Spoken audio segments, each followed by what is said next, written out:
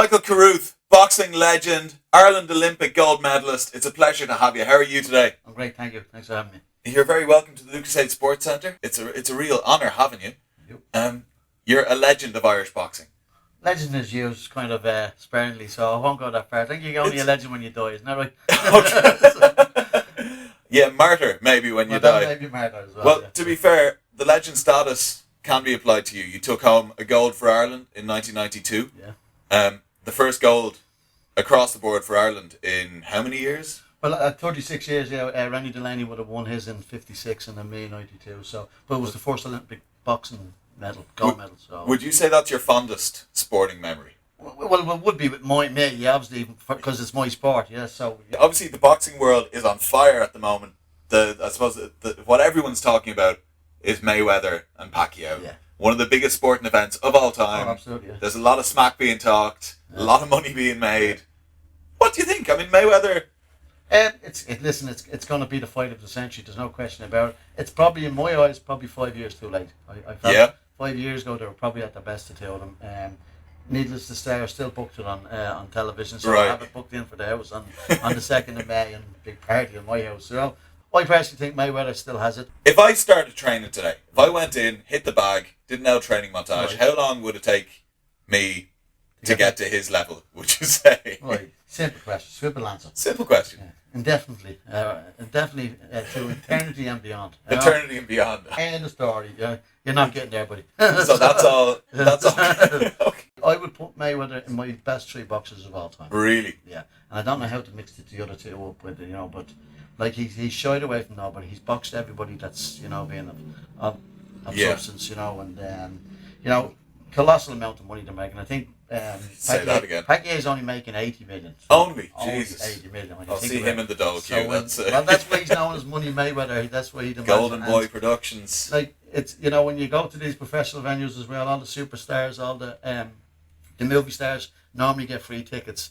Not this time. Not this they all time. have to pay their way into this way because it's the fight we've been waiting for. It's the Ali and Fraser fights of the 70s. It's the Hagler and Hearns and the Leonards of the 80s. Now we need the super fight in boxing again. What fighter has which attribute that's going to put them ahead? Well, I think Mayweather's speed is going to be a huge factor in this because he's still as fast as he was when he was 25. He's very hard to hit as well, Mayweather. You don't see too many fellas getting clean shots at him. I believe that his speed and his general boxing skills will come through.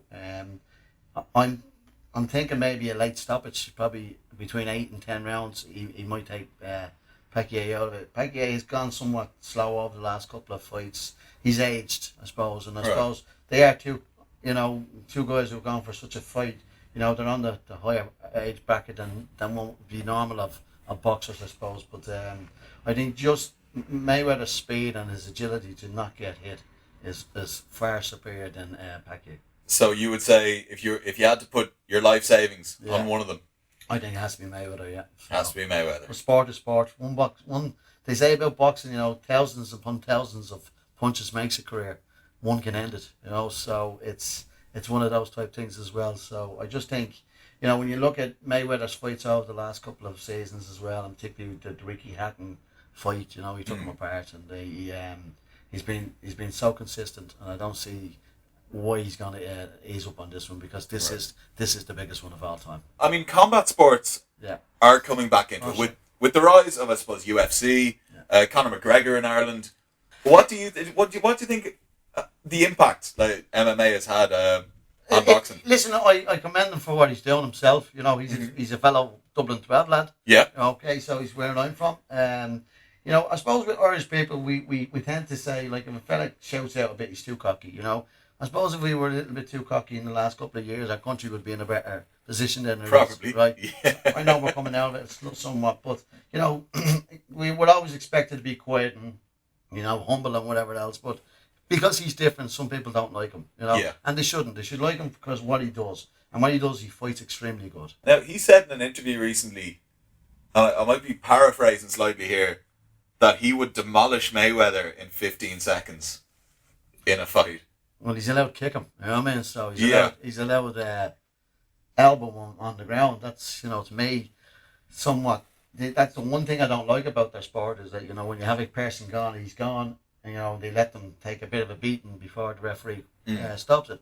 In boxing, we knock somebody to the ground, they get a standing count or they get a count on the ground, and if they can't continue it, they're finished. You know, Conor is nowhere near Mayweather's boxing standards. ability. Nowhere near him. And, you know, I know he's going to sell himself, and he's doing good at that, you know, but leave that one alone. Okay, get on with the fella who you're boxing, who are fighting, who I watched a few times, and he's no slouch either. So that's going to be some fight in June as well. So we'll be all tuning in for that one as well, I suppose. 100%. And we wish him the best of luck. You know, he's Irish, he's Dublin, and I wish him the best of luck. He's doing it for the country, you know. Yeah, and it's a sport that is rising very much in Ireland. That's it, you know. A rising tide carries all boats. Absolutely. So I mean, if he wins, and even the fact that he's so big, it's going to bring more people into the boxing ring at the very least. Well, they'll bring it in the UFC or, you know, mixed martial art, but, you know, again with boxing or any sport, you know, once we're challenged by another sport, like if Dublin go and win the hurling this year in the GAA, which we're all hoping for,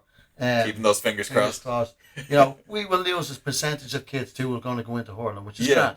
As I said, next year we have the Olympic Games again, so we have our way of getting our recruits in as well. So, you know, it tends to be, you know, I suppose if McGregor goes and wins this title, you will get a certain amount of kids going into that sport. Yeah. But you know, it swings around a bit. So, you know, it tends to, you know, equal itself out. Now, they train hard, they devote their lives, but what would you say is the 1% that takes the winners further? That little thing that they have.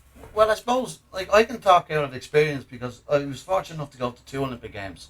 I went to, like, not many people know I went to 2 Olympic Games because they only ever remember Barcelona. It's a good memory to have. It's not a bad one, yes. It's not bad. But my first one was an absolute disaster. I went to the Seoul Olympics and I got beaten in my second fight by a boxer who had beaten 6 months previous and basically, you know, handed him, a whooping, you know. What was the difference? The difference was I was trying to make a weight at 9 stone 6, which is 60 kg, and I was making it wrong. I dehydrated. I got everything wrong, and I just didn't perform. You can't perform when you're dehydrated. So I can honestly say in my lifetime that, you know, dehydration cost me an Olympic gold medal or an Olympic medal. I'm not going to say I could have won 2, you know, but it cost me 1 in Seoul. Pre-hydration won me 1 in Barcelona because I was 25 years old. I was making my weight correctly. The training is always going to be tough, no matter what you do. But it's how you make the scales in boxing. Of course. And I made the scales wrong, and I was dehydrated. In Barcelona, I made it right, and the ends always justifies the means. So I can truly say, in my lifetime, that's what cost me. Dehydration cost me 1. Pre-hydration won me the other. You know, so I couldn't ask much more than that. That's unbelievable. Do you want to do this? Thanks.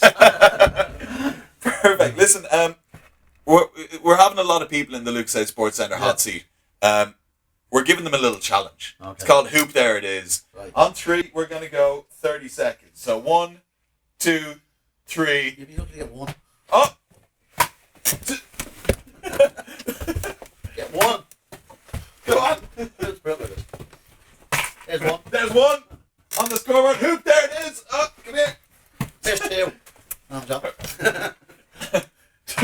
John is almost up. Where's the ball, boy? 1 will do. Last time.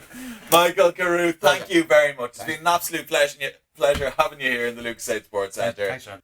That's it for today. Thanks for watching. We'll see you again soon in the Lucozade Sport Centre.